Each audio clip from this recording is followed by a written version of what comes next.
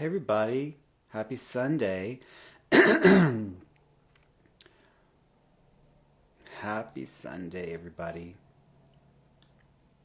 Hope y'all are all doing well today.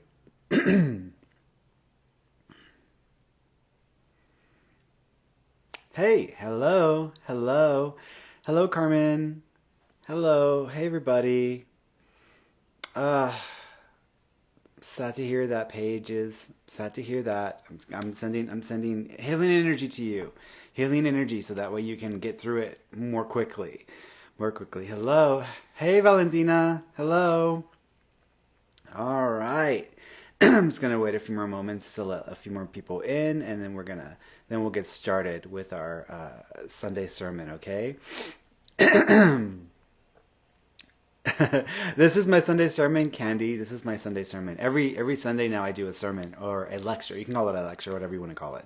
And what I do is I essentially go through the week. If I read something or if there's something that I study or read into that I appreciate or that I think would be of benefit to y'all, I pull it together and create a lecture or sermon around it using the story itself, the source, and then also some experiences from my life to help you understand how you can maybe incorporate this into your life as well. And it's based around the idea of church, pretty much. It's like pretty much Ferny churches, I guess you want to call it that.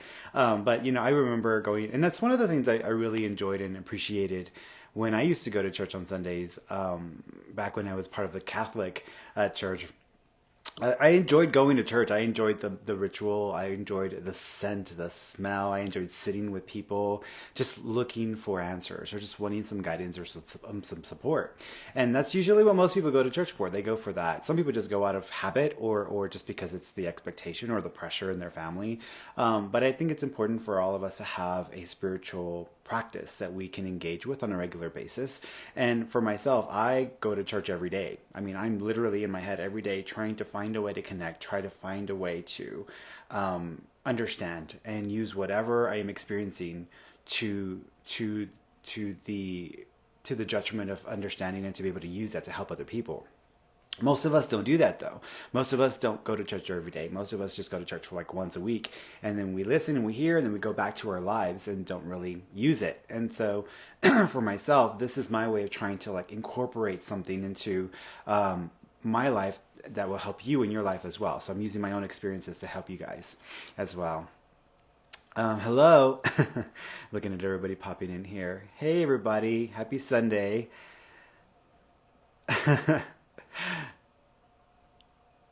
Hey Cassidy. Hello Jennifer. All right. LGBT safety. It's not even LGBT. It's a human church. I mean human. I mean LGBT isn't a special condition. It's a human condition. It's a human experience. And so it's not even about that. I mean, but it is. It's a safety zone. This is a safety net. This is a safety zone. This is a place to come to connect with us, to connect with all of us to who have, the same mindset, the same ideas, or the same perspective, or just desire the same type of understanding from a spiritual perspective. So it doesn't matter whether someone is very conservative in their Christian or ideas, or if someone's just open to spiritual wisdom and understanding. This is open to anyone and everyone who wants to participate or wants to be a part of it as well. So I do this for everyone, not just for a select few. But this is a safety zone. This is a safety place. This is for people of all walks of life. Doesn't matter where you come from. And hopefully someone can take something something from this lecture and then take it with them and move on and forward into their lives and use it in some way, shape, or form. So yeah, Ferny church. Yeah, I don't even know what else to call it. It's like Ferny church because that's what it is. All right, guys. So today's sermon is about compassion, and I wanted to talk about compassion because I think a lot of us have a misunderstanding about the idea of compassion. What is compassion, right? I grew up thinking that compassion was based around the concept of just being nice to people, right? Being nice to people.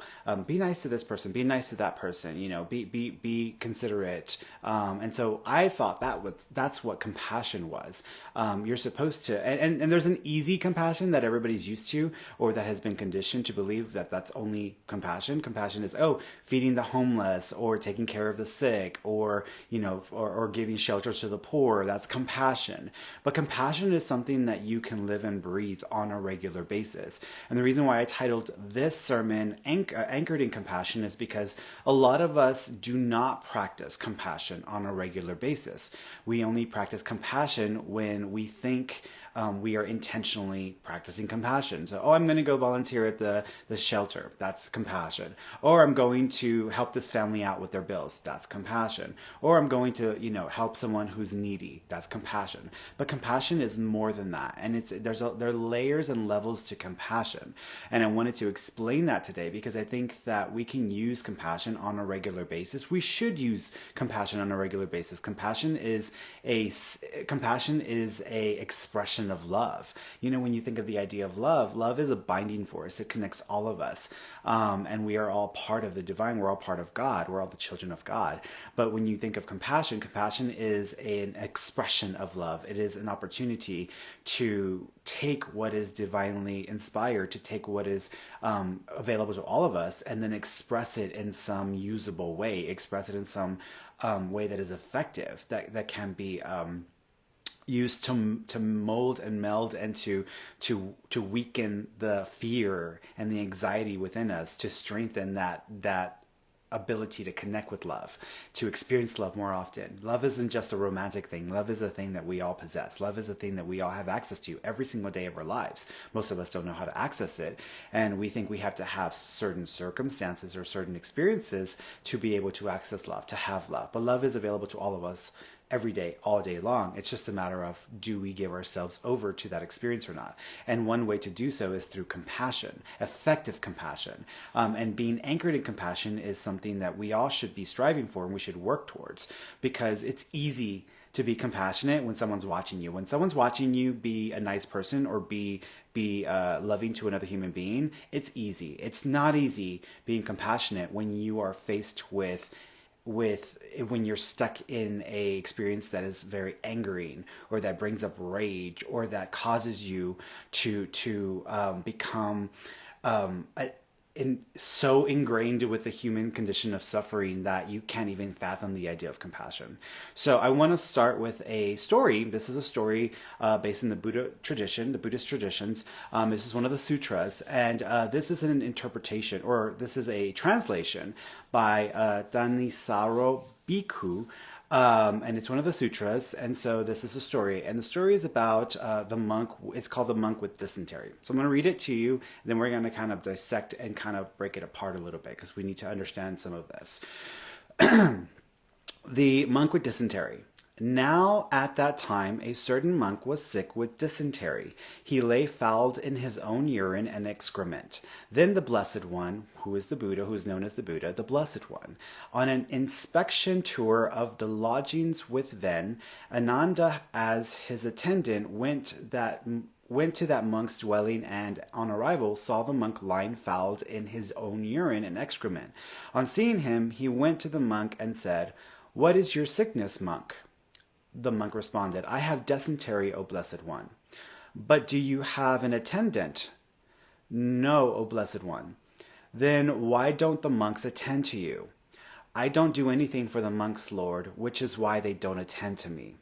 Then the Blessed One addressed Ven, "Ananda, go fetch some water. Ananda, we will wash this monk." "As you say, Lord." Then Ananda replied, and he fetched some water. The Blessed One sprinkled water on the monk, and then Ananda washed him off. Then, with the Blessed One taking the monk by the head, and then Ananda taking him by the feet, they lifted him up and placed him on a bed. Then the Blessed One, from this cause, because of this event, had the monks assembled and asked them, "Is there a sick monk in that dwelling over there?" "Yes, O Blessed One, there is." "And what is his sickness?" "He has dysentery, O Blessed One." "But does he have an attendant?" "No, O Blessed One." Then why don't the monks attend him? He doesn't do anything for the monks, Lord, which is why they don't attend him. Monks, you have no mother, you have no father. Who might tend to you? If you don't tend to one another, who then will tend to you? Whoever would tend to me should tend to the sick.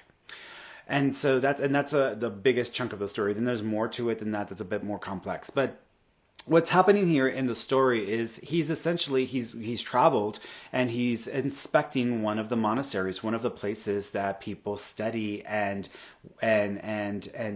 work on integrating the teachings that he's given them. And so he's inspecting these lodgings, he's inspecting the temples, and he realizes there's a monk sick just hanging out and no one's taking care of him. And so he's asking the other monks, like, what's going on? Why is this monk out here not being tended to? And they're like, well, he doesn't do anything for us. Why should we do something for him?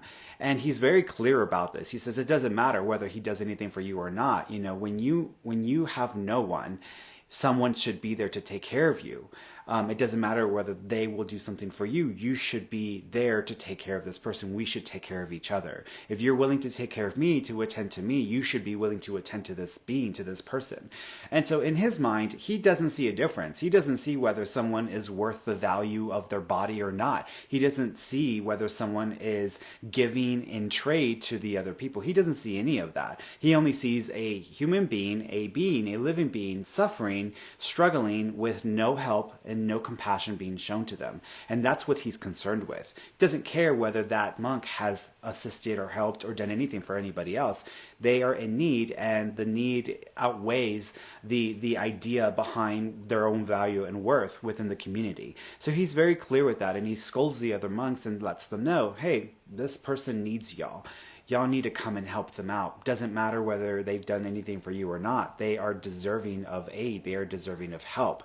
And when you are in need, when you who have no family, no mother, no father, because usually monks, they give up their family and their lives to go and to live in the monastery, and they completely detach themselves from all of that. You are going to need someone at some point, and we should take care of each other just as you would take care of me. And so he's asking them to see the value in this person who does not have anything to offer, so that he can, and he's asking them to see the value in that person so that they can also see the value in themselves, because they have the same value regardless of whether they do something or not. And that's this point in the story. And that's the thing. It's, it's easy to be compassionate to people who are in need but haven't hurt you or you haven't been pained by. It's easy to be compassionate to people who are just a thought in your head. Oh, this person is suffering, I'm going to help them. That's easy compassion. But when you are practicing true compassion, anchored compassion, you express compassion when it is not easy. You practice compassion when it is not the first thing you would want to do in a situation. Now, let's break this down a little bit, because this can get a little bit misunderstood. A lot of people think that compassion automatically means that you're passive, meaning that you are not going to stand for a cause. People think that compassion means that you're weak and that you're not going to engage in any kind of critical way. You're not going to have any pushback to any issues in a situation. You're going to allow yourself to be used, to be walked over, etc. People have that idea that that's what compassion means. That is not what compassion means. That is a completely different thing. And I think it's important, and I was having this conversation with a friend just yesterday, where sometimes they feel like they have to focus on helping to heal themselves, to get themselves to a strong state, because whenever they've helped others and they haven't been 100%, it's not worked, and it's actually not done any benefit to those people or to themselves. And what I've said is, like, there's a difference between teaching and being there for others and helping others and doing it in a constructive way and just being taken advantage of, just being used. So compassion does not mean being passive. Compassion does not mean allowing yourself to be taken advantage of or to be used. Compassion just simply means to express love, to express caring and nurturing, and to love a being even when it is not the most when it is not the easiest thing to do. Here's an example of this. And I actually believe there are 3 forms of compassion. I call it compassion for the suffering, compassion for the unaware or ignorant, and compassion for a just cause. So there's three kinds of compassion, and I've got a few stories to share with each one because I've learned these different levels of compassion through these different experiences. The first form of compassion is the compassion for the suffering.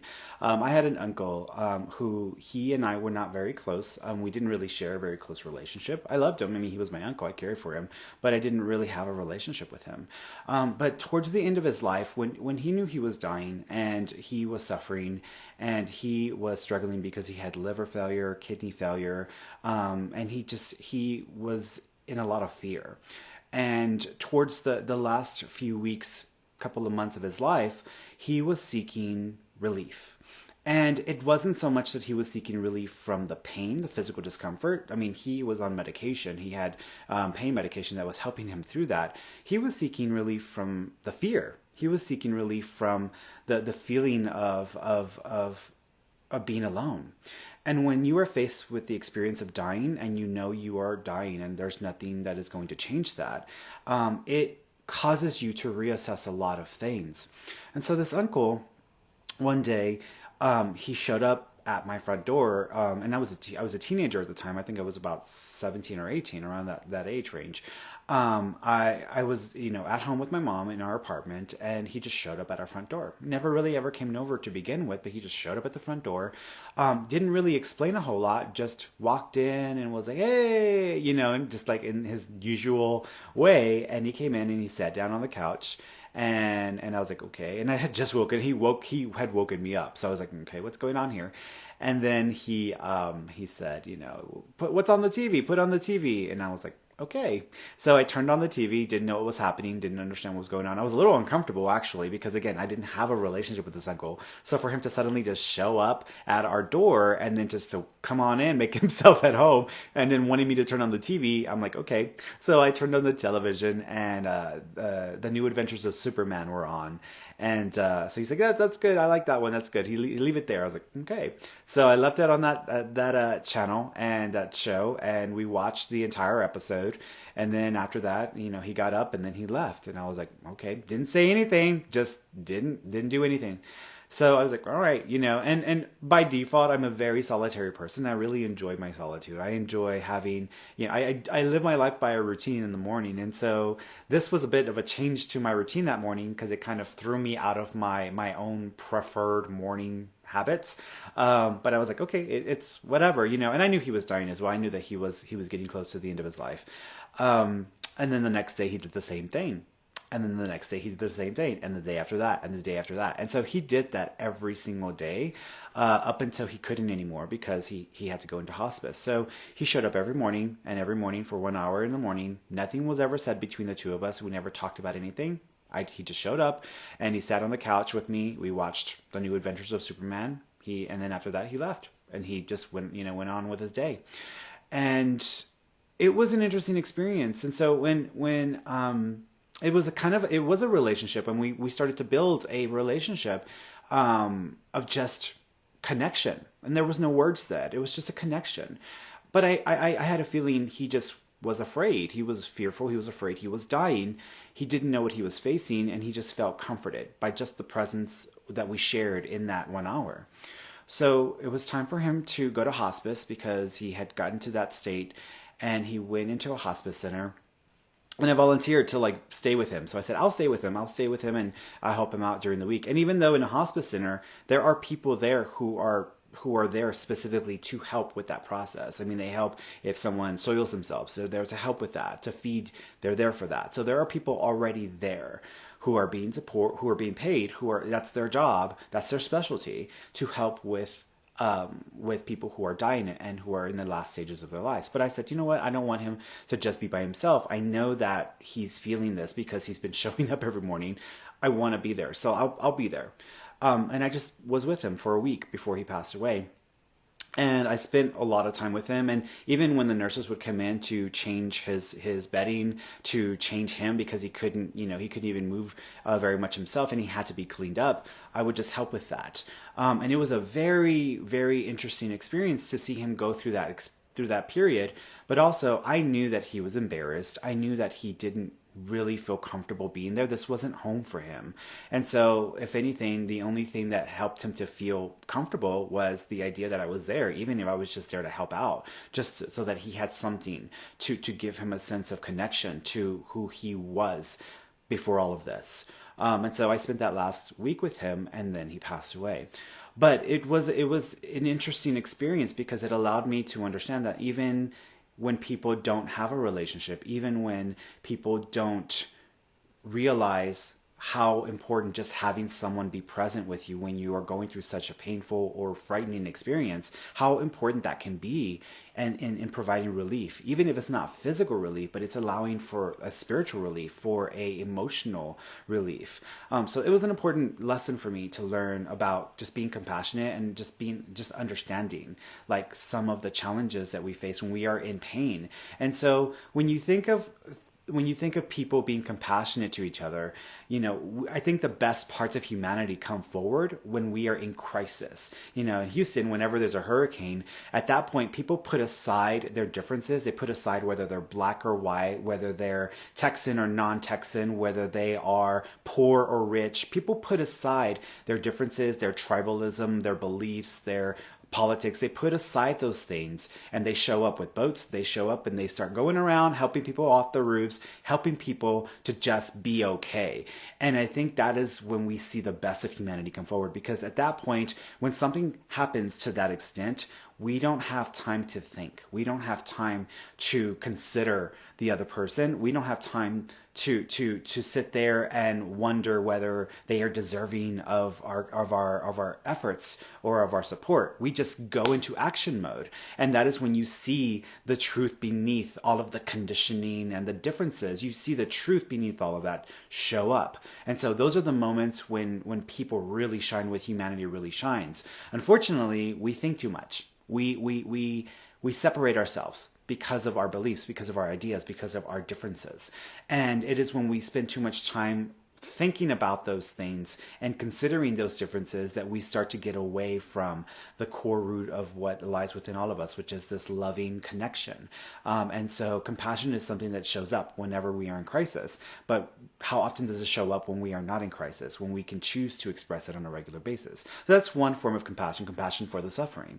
Then there's compassion for the unaware or ignorant. And people may say, compassion for the ignorant, what does that mean? Are you saying that you're better than someone, or that just because they don't know? And I say unaware and ignorant because for me it's the same thing. The idea of being ignorant doesn't mean you're a bad person. The idea of being ignorant means that you just don't know. You don't know what you don't know. I have had many ignorant experiences in my life as an ignorant person of many things, and we all have. We are all ignorant in one way, shape, or form in our lives. But being unaware, being ignorant is a condition of just a lack of experience, a lack of knowledge, a lack of understanding. So I once many years ago, I decided to move to Denver, Colorado.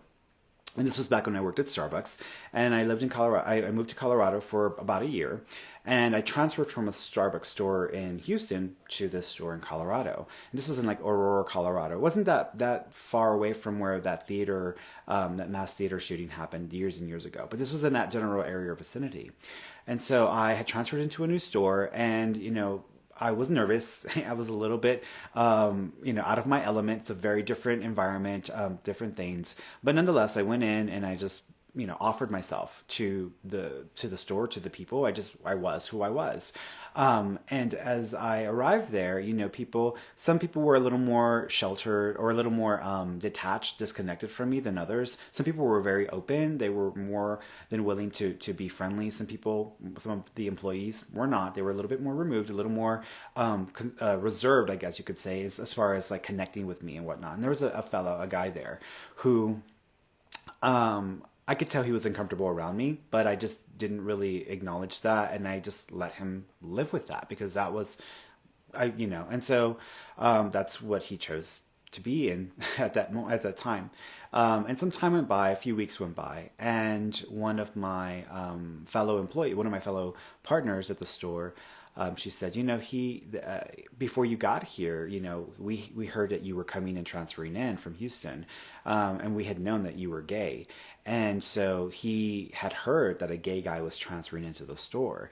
And he was really concerned about that. And he says, he better not try to come on to me, or he better not try to, do this or do that. So immediately he went into this response of, because I'm gay, I'm attracted to anything with a penis. So, okay. And so that was the idea. That was the mindset. And that's his background. That's what he came from. That's how he was taught growing up. This is the mindset he was taught. So he was a bit uncomfortable around me because I think he believed that just by the fact that I was gay, that I was going to be in the store, that he would be irresistible to me, and I was immediately going to want to have, some sort of sexual relationship with him. And I was like, okay.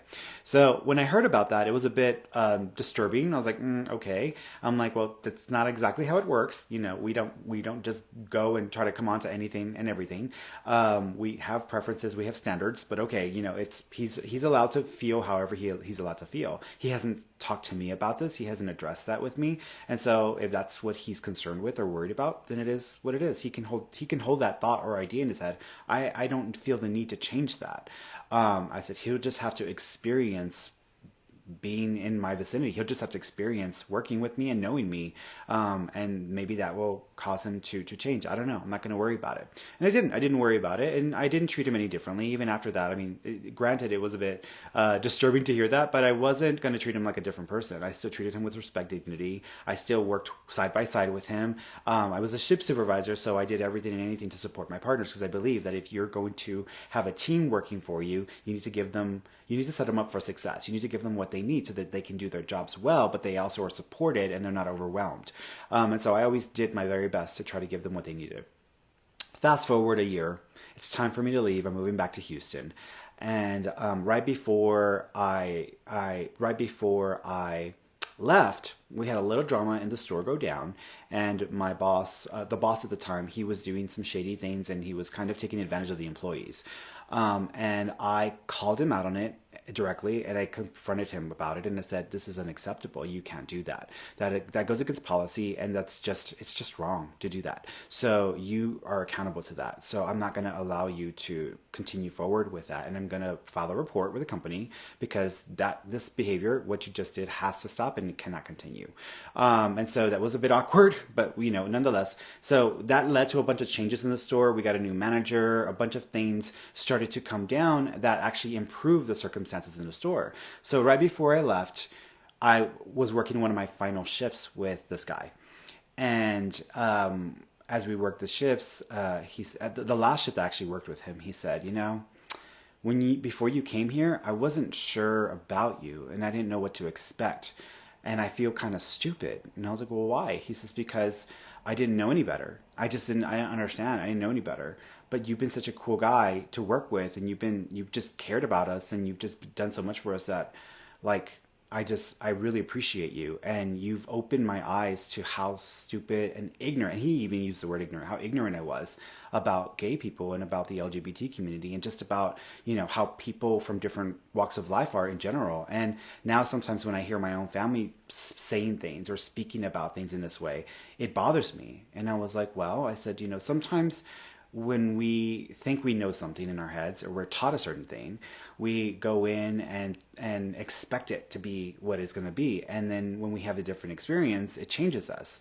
I say, I'm glad I was able to be a part of this process with you and for you, and just know that no matter what, you're cool too. You're cool too. And that was it.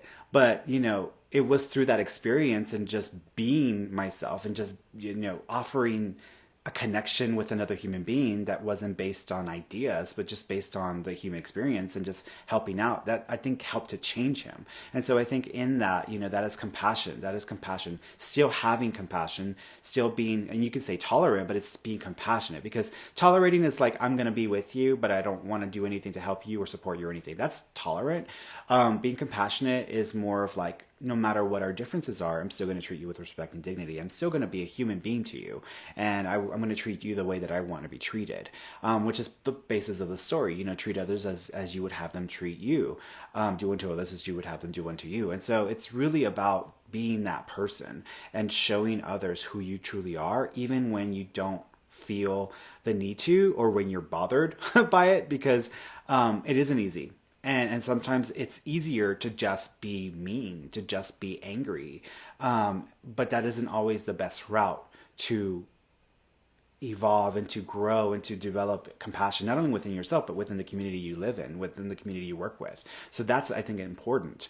The third story is, and it's based on the idea of compassion for a just cause. There's a lot of causes in this world that are just causes. And some people may agree, some people may not agree that they're just causes. But whenever you are faced with the situation where human beings are not being treated like human beings, living beings are not being respected or being given love or support, because people have different opinions about it. Oh, you're this race, you shouldn't have these rights. You're this gender or this preference, and they call it preference, but it's just you're this orientation, you don't deserve this or that.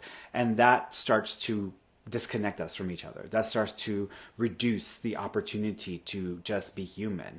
And so there isn't a standard for being human. If you're in a human body, you're a human being, you're entitled to all of the love and compassion and all of the things that entitle you to that. You're entitled to be loved. You're entitled to receive caring. You're entitled to receive respect. It is when you behave in a way that just undermines yourself that you're at that point you are required to be accountable to your own behavior and your own actions. But being a different race, being a different sex, being a different orientation does not automatically make you less than. Doesn't make you less than. So there was one day I was at my mother's house, my mother's apartment, and there was my mother's boyfriend's sister, older sister, was there, and she's like in her 70s, I think 60s or 70s, and there were two little girls there. One of them was there were two little girls that were being taken care of, a babysat. And one of the little girls was very light complected, really pretty curly hair. She had hazel green eyes, just had very, very, what we would consider to be socially ideal features that we've been conditioned to believe those are the features that make you beautiful. And then there was another little girl, and the other little girl, same age, but she was darker. She had darker features, darker hair. Her hair was more straight, I guess you can say. She had dark eyes, darker skin, and she just didn't pop like the other little girl did.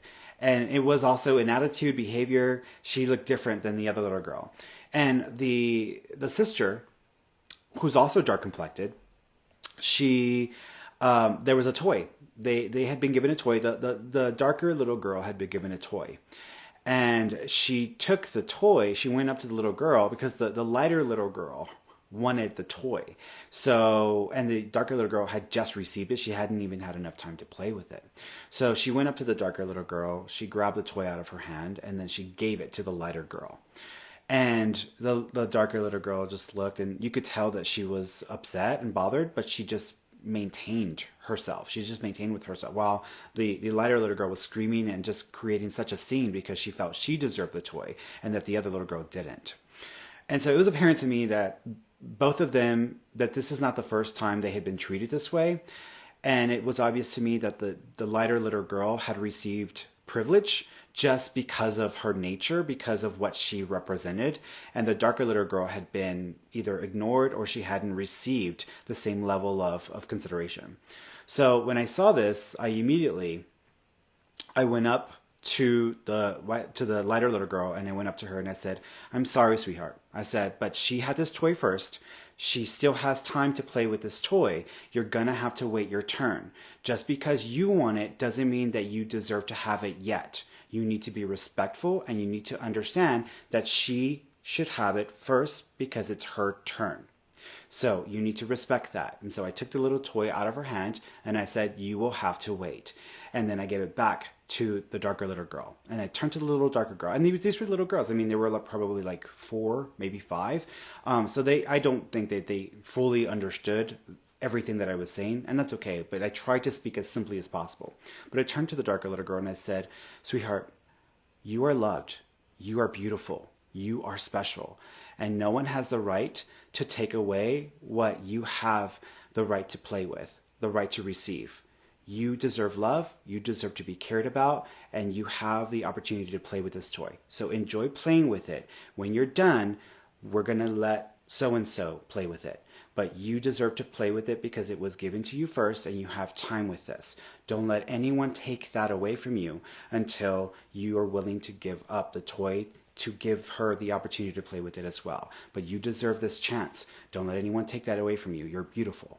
And so I told her that. And then I turned to the woman, I turned to the boyfriend's sister, and I said, never, ever again in the future, disgrace this young child by prioritizing this other little girl first because she, in your eyes, is more beautiful. That is unacceptable and that is wrong. And you are teaching this young child that she is undeserving of love and that she is not worth the same.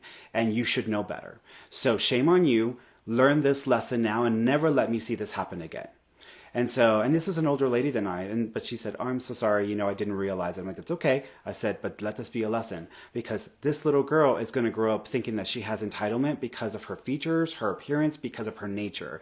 And she is not worth more than this other child. And that is wrong what you just did because you reinforced that behavior and that will continue on for the rest of her lifetime. And you've just taught this other little girl that she doesn't deserve love and that she's undeserving of being cared for. So learn the lesson now. And so that was the end of it, and since then didn't happen again. If it did, I didn't know about it. But that's a compassion for a just cause because we grew up in this world being conditioned, coming from different cultures, thinking that some of us are more deserving than others. But we all deserve love. We all deserve consideration. We all deserve the opportunities that can be made available to all of us. Some of us don't have an entitlement just because of race, of gender, of background, of privilege, of family, social status, etc. And so it's important for us to understand that there are just causes.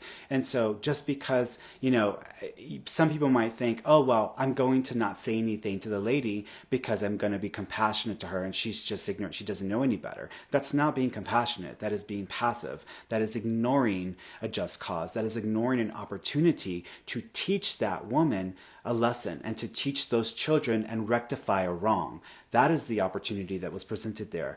Not saying anything, minding your business, not wanting to confront the issue is not compassion. It is passivity, and it does not do anything for making the world a better place. And I think that in this instance, when he scolded the other monks, who do you think you are? This monk, just because he's ill and has never done anything for y'all doesn't mean he's not deserving of caring as well. Who's going to care for you? You think that you all are ideal in your nature. But what if you are just like him? What if you don't even realize this in yourselves? And so you need to stand for this monk who is ill and care for them, even if you don't think that they deserve it. And I think in this world and in today's age, a lot of people believe that just because someone comes from a different social status, because someone comes from a different background, just because someone lives from a different side of town, or because someone isn't able to work, that they don't deserve caring, they don't deserve support, they don't deserve to be taken care of, to be loved, and to have basic needs met. Unfortunately, that is a opportunity missed in compassion and in expressing the God source within form. So it's important that we remember that. And so compassion comes in different ways, and there are various forms of compassion. It isn't just when it's easy, it's also necessary to express compassion when it's hard. You won't always succeed. I have had many a times where the first reaction that I had was not compassion. The first reaction was anger or rage. And so in those moments, I have to learn from my mistakes. I have to learn what I should have done differently. And I don't just give myself a pass because I felt entitled in my emotional reaction or my emotional response. I have to reassess myself.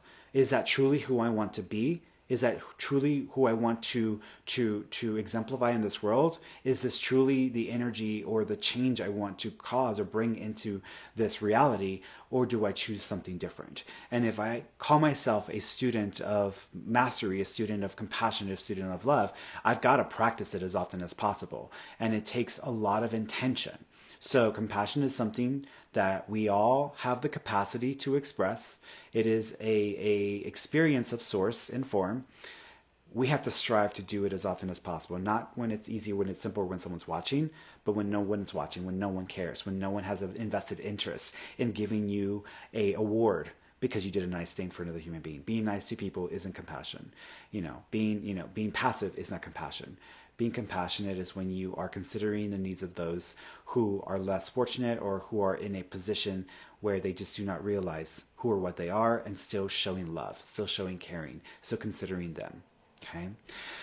All right, my dears, what questions did you have? I'm going to go through this and see what questions.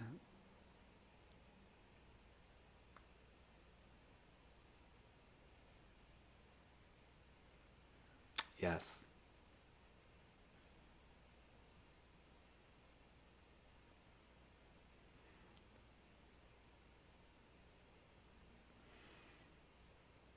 Let's see here.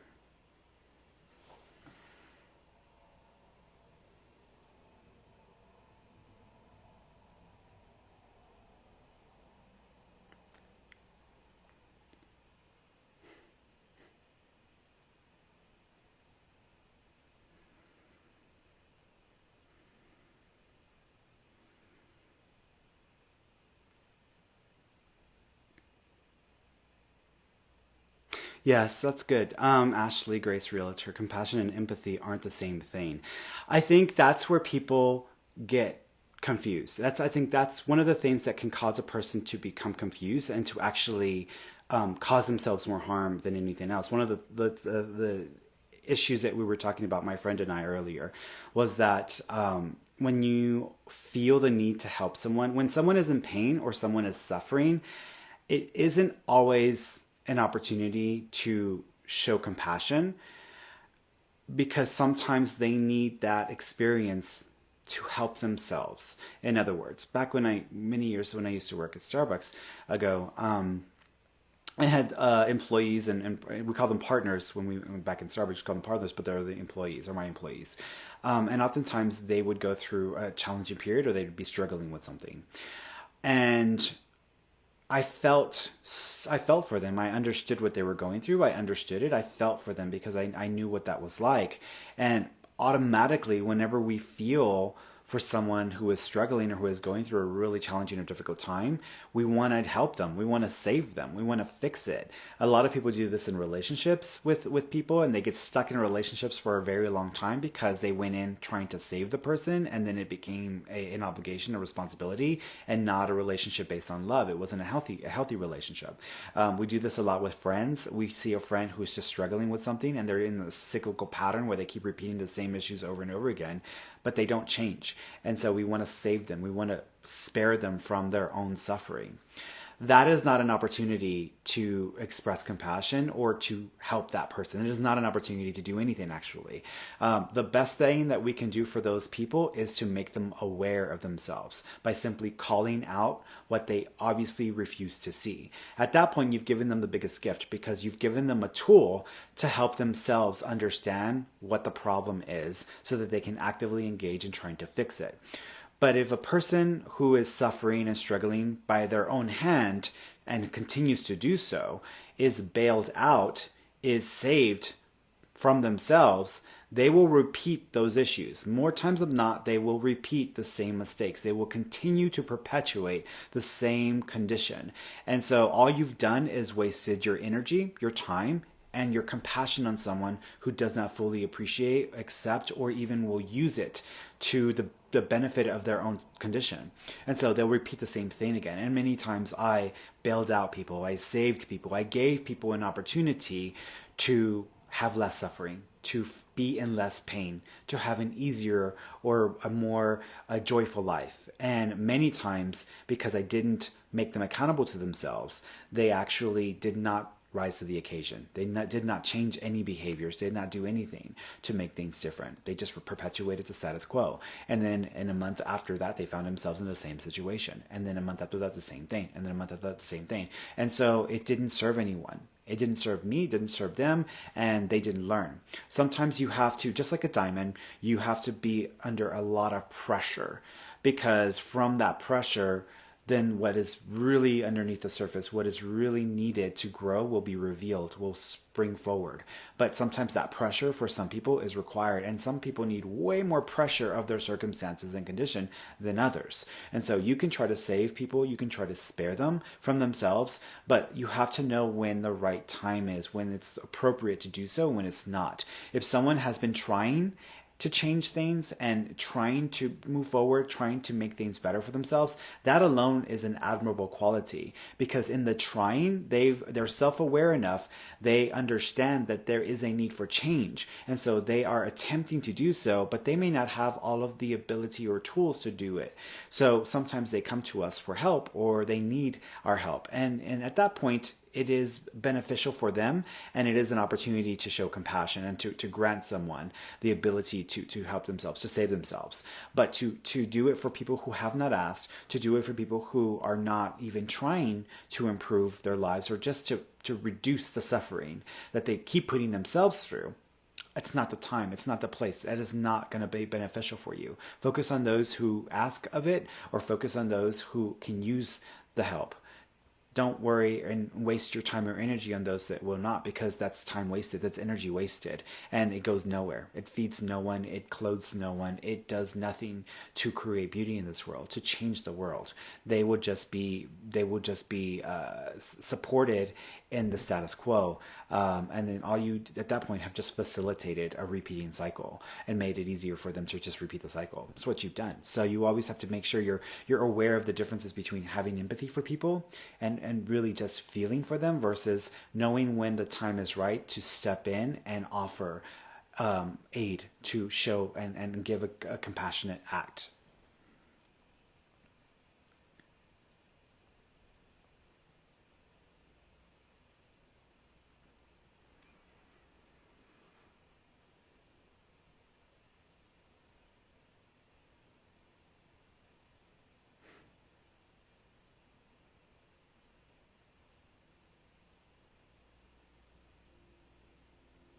Yes, it's interesting. Yes, Ashley.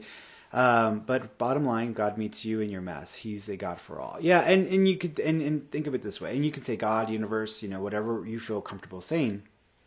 But this universe source is always present in all experiences and in all things, and people choose to think of God as the controller of the universe. And what I have come to understand, and what has helped me to be just a better human being in this world and to have less suffering, is to see God as the witness of creation, as a witness of the universe, not necessarily the controller of it. Once you've produced the creation, that's it. Your work is done as far as the bringing into reality. And so we are all reflections of the divine. We are all the witnesses and the arms and the branches of the tree of God. But when we think of God as the controller and the changer of everything, we disempower ourselves, and most people will use that as a reason to not change. Most people will use that as a reason to maintain a state of victimhood. And none of us are victims of this reality. We are all experiencers of this reality. And many of us have the ability to change things for ourselves. We just don't rise to the occasion or own our own responsibility in it. And so when you have people who walk around and say, "Why are you doing this to me, God? Why are you doing this to me, God?" There was an old partner that worked for me at Starbucks, and she had some difficult experiences and challenges happen in her life. She had been dating someone who was not worthy of her time, but she chose to ignore her own value and worth to give this person an opportunity to be saved through her helping them. And in the process of this person took advantage of her. And as this person took advantage of her, it just reduced the experience in her life, and it brought her more suffering. And after they broke up and ended the relationship, this person broke into her home and stole her things, and she was pretty much cleared out in her apartment. And so that was that, and part of that was because she just refused to see this person for who they chose to be, for who they were and choosing to be in that time. And after this experience happened, within the week, there was a fire in the apartment complex she lived in, and her apartment was part of that fire, and she lost whatever left she had. And so she fell into a state of despair, which is understandable. I mean, you're human. If you go through something difficult like this, you're gonna struggle. It's gonna be an experience. Um, but people came together. Customers came together. Some of us who worked at the store came together to raise money for her. Some of us donated our tips to her. Some of us, people brought furniture or gave her things to help to get her back on track. And so she got into a new apartment in a different complex, and she was able to rebuild her life with our help. But she never showed gratitude. She never showed any sort of appreciation for any of that effort. There was none of that. She was just like, poor me, I'm the victim. Why is God doing this to me? Why is God doing this to me? And instead, not realizing you've just gone through a very challenging experience, but look what you have just received. All of these people coming together from different walks of life just to be there for you, to help you, to give you stability again. That is the power of God there. That is what you need to be paying attention to, not why this happened to begin with. You made bad decisions and bad choices with that person you let into your life. And from that, you experienced some difficulties. And then this horrendous thing happened.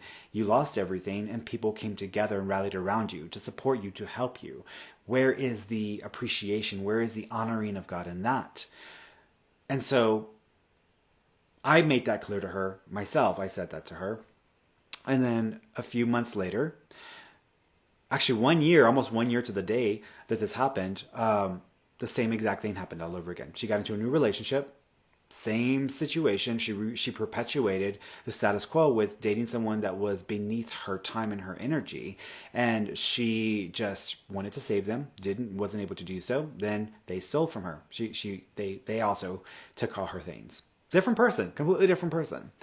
And then about a week or two later, that apartment caught on fire, and her apartment went up in smoke, and she lost everything all over again. And because people did not feel appreciated for what they tried to help her with the first time, most people who had helped the first time did not help the second time, did not go out of their way to try to help her, because it just seemed like, what is going on, girl?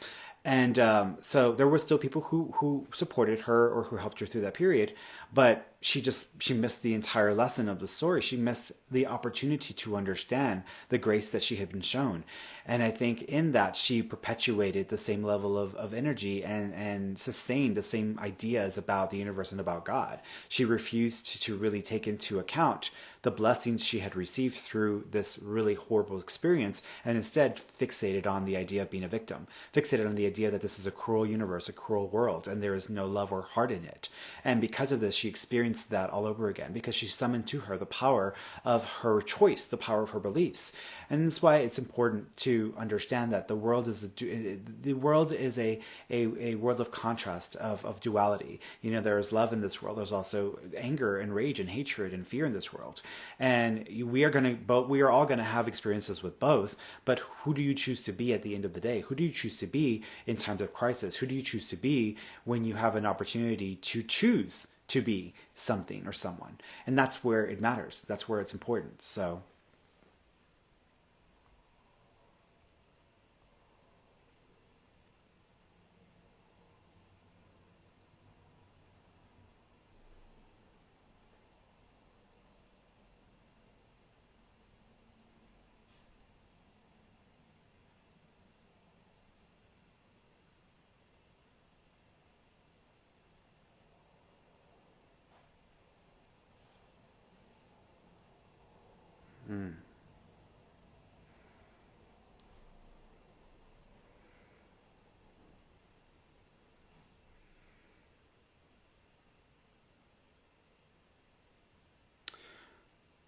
sometimes Bayes 13 says, I have a coworker that speaks negatively or negativity all the time about everything. It's draining to hear it. What can I say to her? I think sometimes people don't realize that they're doing this. When I was in high school, this was the first time I lost a lot of weight. I had, it was between my freshman year and my sophomore year. And during the summertime, I decided I was going to lose weight because I had gained a bunch of weight, and I didn't realize that I was heavier until it was pointed out to me through a really sad and like mean experience with another kid at school. But I just had to lose weight. So I was going to lose weight. And I got a hold of a stationary bike and I put on, my soap operas during the summertime. I put on soap operas, Days of Our Lives, One Life to Live. And I sat on the couch and I put the stationary bike up to the couch and I just pedaled. And I just pedaled 3 hours a day because soap operas are usually on for about 3 or 4 hours a day. And so I just pedaled and watched my soap operas every day. So I was pretty much moving my body for 4 hours a day. And after 2 months, I had lost 50 pounds. And I went back to school, and even one of the attendants, he said, what happened to you? Are you on drugs? And I said, no, I just lost weight because I've been exercising. And he says, wow, you really look different. And I said, thank you, I appreciate that. But I got a lot of compliments, and a lot of people said a lot of wonderful things to me. And sometimes when you're not used to receiving that much attention or love, it can have a huge impact on you. This is why there is a saying that power corrupts absolutely, because when you receive this kind of power or when you receive this kind of praise, it can affect your ego and your state of being. And you begin to believe you're better than, or that you have more value than, or that there's something that is more important about you than others. And so a lot of this attention, a lot of this love did affect my psyche. It did affect my ego. And it's something that I wasn't really prepared for or ready for because I had never felt that way in my life. And to suddenly feel that way, I can understand now why people who are, absolutely, they look perfect physically, that a lot of people fall into that mindset, that they just feel very empowered to treat others less than, because it is a natural tendency when you are elevated on a regular basis by people who are just calling you out on what's elevated about you. So it went to my head. And I was a bit of an asshole, and I was rude and mean and more judgy than I had been. A lot of the lower states of mindset came up and became a part of my norm. And I remember a conversation with one of my cousins, one of my closest cousins at the time. She said, Ferny, we love you, but none of us want to spend time with you. And I was like, okay, well, why? And she says, because you're just mean. You walk around and you act very differently. And I mean, you should be proud of yourself for what you've done, but you're mean and you're judgy and you say things that are cruel and you act as if you're better than people and you just talk about people in a way that is just it's not okay. And so we don't want to be around you because we don't want to be around that. And in that moment, I definitely had my feelings hurt. I felt heartbroken because this was my closest cousin, someone that I felt very safe with. So to hear that people who I felt who I truly loved, who I cared so much about, didn't even want to be around me because I had changed so much, because this had happened to me. I started to reassess and I started to wonder, okay, what, and I became more self-aware, but I didn't know it. I didn't realize it until it was brought to my attention. And even though I did get my feelings hurt, even though I wasn't happy about what I was hearing, I'm so grateful she said that to me. I'm so grateful that she made me aware, because I didn't know. And I think a lot of people in this world use their state of victimhood as a way to bring value to themselves. They use it as a way to elevate themselves, or to make themselves feel special, or to make themselves feel more deserving of being saved, of love, of consideration. And when you have people who sometimes speak so negatively of others, sometimes it's not that they're trying to say that someone is less than, it's that they're trying to elevate themselves and make themselves feel better by pushing others down or by speaking ill of other things. And in a way, it doesn't really work, because the only way that they can maintain that is by continuing to do it and people agreeing with them. And so whenever you have someone like what you just mentioned, who speaks negatively all the time at work, you can make them aware of it, and you can say, I don't think that you're a very happy person, or that you are a very joyful person. And I kind of feel like a lot of the things you experience are of your own doing, because you speak so much about it. You are always speaking about these things in such a negative way. And it is for myself being a witness to it, it breaks my heart because I see you in pain. I see you suffering, but I also don't see you doing anything to change it. You just continue to perpetuate it and maintain it, and it's going to stay the same. I know this from experience. It's going to stay the same, but it's uncomfortable because I know that you're suffering. I see you suffering, and my heart goes out to you. But at the same time, you are sustaining that suffering, and you have every opportunity to change it. And you don't see it, you don't understand that, but that is who you become. And so now, when you just speak and speak and speak on it, all you're doing is just creating that energy around it. And it's very, it's uncomfortable, and it's not something that I really want to be around. And so it's just heartbreaking to see you do that to yourself. And you can use different choice words if you want, but sometimes just making people aware of what they're doing to themselves, because they don't know that they're doing this to themselves. I had a boss at Starbucks, and she was a micromanager, and she would micromanage everything, and she was always nitpicking on every single thing, criticizing and nitpicking every single thing we did, and she was so controlling in her style of management, and it was heartbreaking because she was just never happy. She had nothing positive to say about anything, was always just so negative and so just nitpicky and judgy about everything. And one day I think I overheard her having a conversation. No, actually, I didn't overhear her. I had walked to the back, and she had just gotten off the phone with her fiance at the time. And she just wasn't happy. And you could tell she just wasn't happy about the conversation. I don't know what they were talking about, but she just wasn't happy about it. And so then she said something to me and was critiquing something I had done just before in my duties. And I could have gone off on her. I could have said some horrible things to her. I could have reacted and operated from the trigger point. But I just looked at her and I said, is the reason that you're such a control freak and such a micromanager here at work with all of us, is the reason for that because you don't feel because you're being heard at home, because you don't feel like you have any authority at home with your significant other, because you feel so disempowered there that you're coming here and you're overcompensating for that need? And I think the way I said it, it wasn't so much an attack as it was like an observation.